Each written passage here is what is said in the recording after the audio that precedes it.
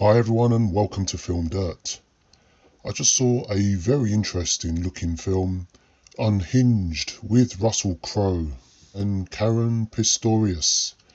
I felt it was marketed as a real off-the-rails type of thriller where Russell Crowe is angry throughout, and he pretty much is because we've seen Russell Crowe angry in various interviews in the past, haven't we? So I was hoping that they'd play on that. And what we got was quite an intense, decent thriller.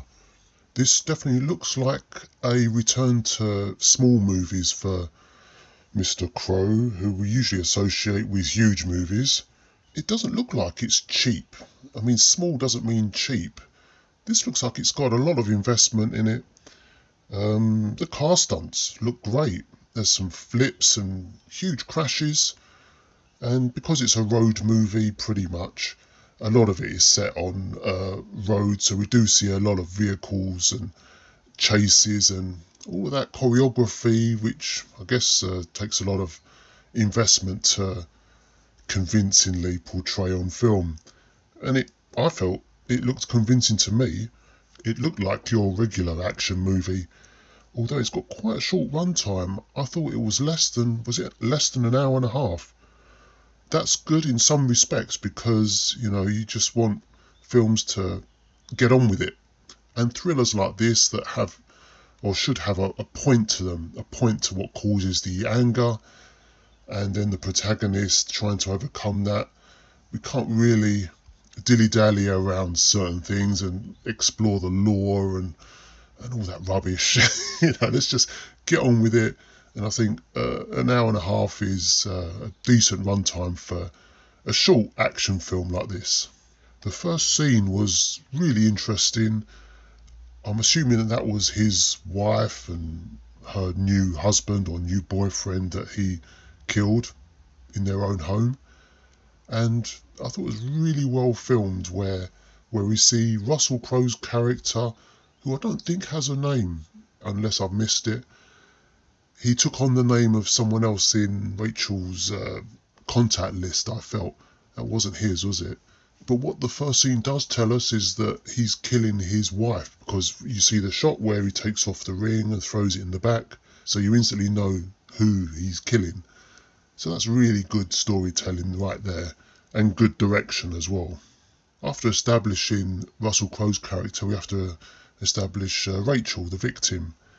And I felt those scenes weren't really that interesting, and we took a long time with her conversation in the car with her son. I think we were kind of losing touch of the story so early on because you want to see what motivates Russell Crowe. The whole point of the story is that he's unhinged. We should have, in my opinion, stayed with Russell's character much longer, or even slightly longer, just to establish more of that rather than Rachel. Rachel could have just been a stranger and not bother with her backstory at all. We know she's got a child in the car, it's the school run. We didn't need all that, I don't think. Nothing really jumps out at me telling me that we needed this crucial story. We need to know her connections with the other people in her house. I don't think we did. I think we should have just landed on her. But then this film would have been even shorter than the hour and a half it was. I even thought her character was pretty decent and well played by Caren Pistorius from that point on. So if we had started with her just in the car rather than her backstory, I think it would have served the film just as well.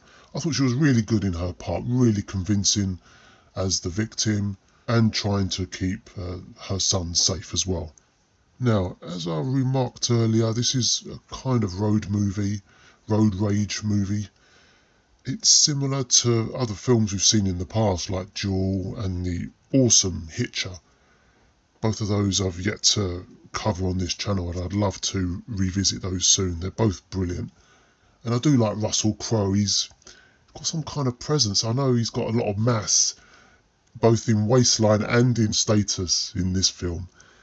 I think he almost elevates any film, even slightly average films. He's always a bonus to the cast. But I was really invested in this film overall. But I asked myself, is it got enough for a revisit. And I don't really think it's that good, whereas Duel definitely does, and really satisfying. How many times have we seen similar hostage type scenarios in other films where at the very last second the cops burst in and shoot the guy, and it's almost a relief but kind of unsatisfactory. And it's nice when the victim actually takes grasp of the situation and does the deed herself. I know it kind of means she's a murderer, and you've got to have some kind of escapism when you're watching a movie. It's just really satisfying the way it ended, and quite inventive. I don't think I've seen that too many times before. And when we get towards the end of the film, it kind of rewards us with all that investment we already put into it at this point, because it really did pick up the pace.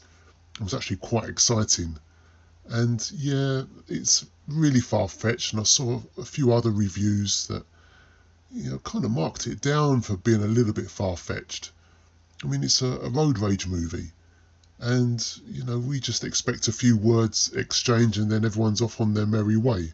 But here, the fact that, you know, we've got to have a movie based on someone that actually tracks you down and follows you for the rest of the way and kills people. It's a movie, guys. And I don't mark films down for being, you know, out there or hard to believe. It's all part of the movie going experience, isn't it? We don't want real life sometimes. We want escapism. So I've got no problem marking this film very high. I'll give it 4 stars.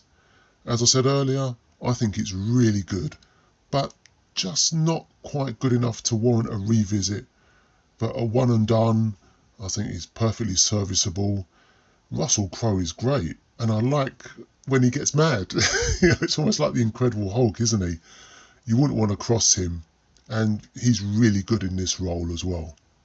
So, to follow up on what I said earlier, I'd like to revisit films like Duel and The Hitcher, definitely sooner rather than later. So stick around on this channel, and you can do that by liking and subscribing and all of that stuff they always tell you. Thanks a lot for joining me. It was great speaking to you. All the best, and take care.